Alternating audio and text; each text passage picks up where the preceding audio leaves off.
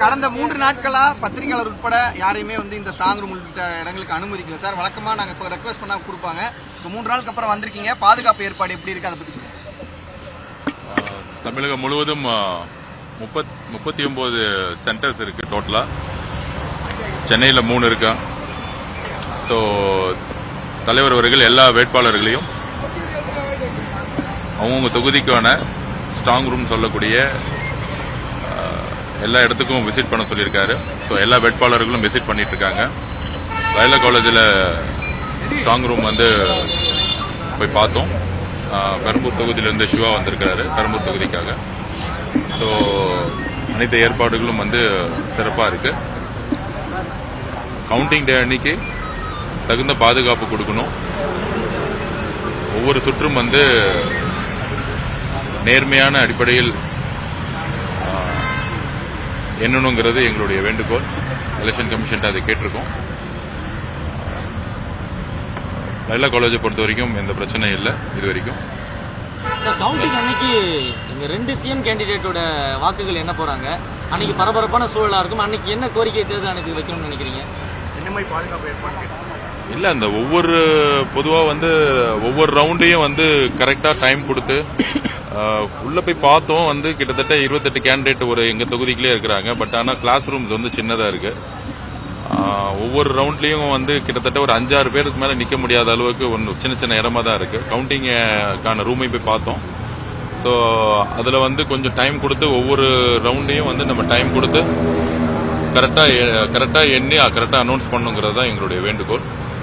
கரெக்டா நடக்குங்கிறத நம்பிக்கை எங்களுக்கு இருக்கு.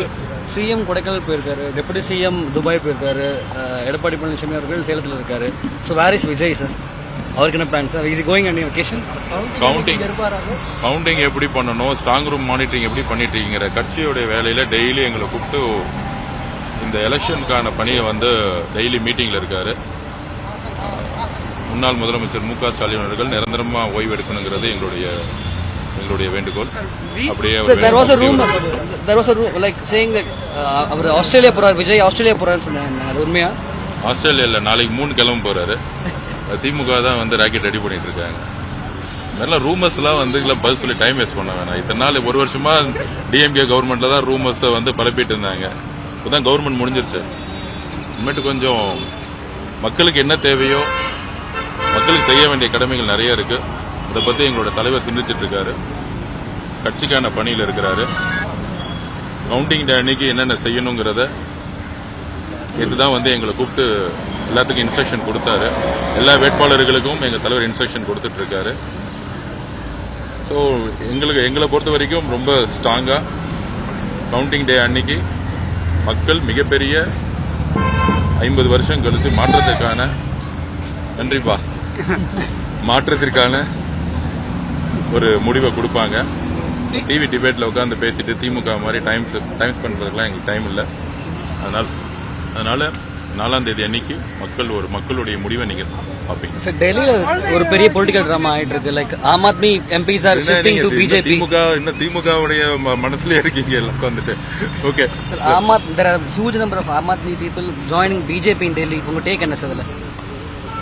இது நீங்க அவருடைய கெஜ்ரிவால் அவர்கிட்ட தான் கேட்கணும். ஸோ எங்களை பொறுத்த வரைக்கும் தேர்தலில் முக்கியமா ஸ்ட்ராங் ரூம்ல ஒவ்வொரு வேட்பாளர்களுக்கும் தலைவர் சொல்லியிருக்காரு. 14 பேரை எண்ணிக்கை கவுண்டிங்கோடைய மெம்பர்ஸை நாளைக்குள்ள ஃபைல் பண்ண சொல்லியிருக்காரு. அட்வொகேட்ஸ் டீம் ரெடி பண்ண சொல்லியிருக்காரு. ஸோ ஜூம் மீட்டிங்ல அட்டன் பண்ணிட்டு இருக்காரு மீட்டிங்கை. ஸோ கவுண்டிங்கான அனைத்து கட்ட பணிகளையும் தலைவரும் சரி, அடுத்த கட்டத்தில் இருக்கக்கூடிய நிர்வாகிகளும் சரி, தமிழ்நாட்டில் 234 பேரும் வேட்பாளர்களும் இன்னைக்கு அந்த ஒர்க்கில் ஃபுல்லா ஃபோக்கஸ் பண்ணிட்டு இருக்கோம். கவுண்டிங்ல ஒரு சிறு அளவிலும் ஒவ்வொரு வாக்கும் மக்கள் டிவி கேக்கு தலைவர் அவர்கள் முதலமைச்சர் ஆகணும்னு சொல்லிட்டு எல்லா இடத்துலயுமே ஓட் போட்டிருக்காங்க. லாஸ்ட் 4 டேஸ்ல தமிழ்நாட்டுடைய நிலவரமே மாறி இருக்கு. ஸோ வேட்பாளர்களுக்கு தலைவர் அவர்கள் கிளியரா இன்ஸ்ட்ரக்ஷன் கொடுத்திருக்காங்க. ஒவ்வொரு ரவுண்ட்லையும் எப்படி கணக்கை சரியா பார்க்கணும். நம்பிக்கையானவர்கள் கரெக்டா கவுண்டிங்ல இருக்கக்கூடிய டேட்டா தெரிஞ்சவங்களை ஒவ்வொருத்தங்களும் வேட்பாளர்கள் அப்பாயின்மெண்ட் பண்றதுக்கான ஃபுல் சுதந்திரம் தலைவர் கொடுத்திருக்காரு. மாவட்ட செயலாளர்களும் சரி, கட்சியில் இருக்கவங்களும் சரி, அதுக்கான பணிகளை முழு சுதந்திரமா இருக்கிறாங்க.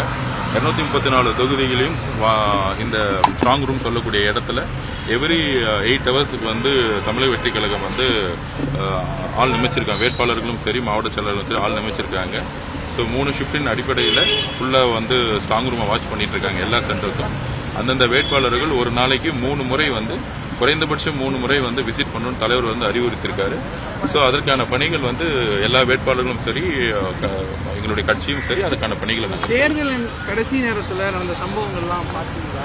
கண்டிப்பா கண்டிக்கத்தக்கது. திமுக வந்து என்னைக்கு தோக்குறாங்களோ அப்பெல்லாம் வந்து கடைசி நிமிஷத்துல ரவுடிசம் எடுப்பாங்க. அதை நீங்க வந்து ஹார்பர்லயே பார்த்திருப்பீங்க. 5 மணிக்கு வந்து முன்னாள் அமைச்சராக இருந்த சேகர் பாபு அவர்கள் வந்து கிட்டத்தட்ட ஒரு 30-40 பேர் கூட்டிட்டு வந்து ரவுடிசம் பண்ணாங்க. அதுல வந்து அசோக்குமார் அவர்கள், எங்களுடைய வேட்பாளர் அசோக்குமார், சின்னோர அசோக்குமார் அவர்கள் தாக்கப்பட்டாரு. கூட இருந்த வெற்றிங்கிறவர் வந்து தாக்கப்பட்டார். ஆக்சுவலா அவங்க வந்து மறியல் பண்ணாங்க. அதுக்கப்புறம் டைவர்ட் பண்ற மாதிரி பூத் கேப்சர் பண்றதுக்கு திரு சேகர் பாபு அவர்கள் முற்பட்டார்கள். சைதாப்பேட்டையில வந்து எங்களுடைய வழக்கறிஞர்கள் தாக்கப்பட்டு ஹாஸ்பிட்டல் அட்மிட் பண்ணாங்க. எங்களுடைய வேட்பாளர் அட்மிட் ஆனாங்க. 2 நாள் அட்மிட் ஆகி நேற்று தான் வந்து டிஸ்சார்ஜ் ஆனாங்க.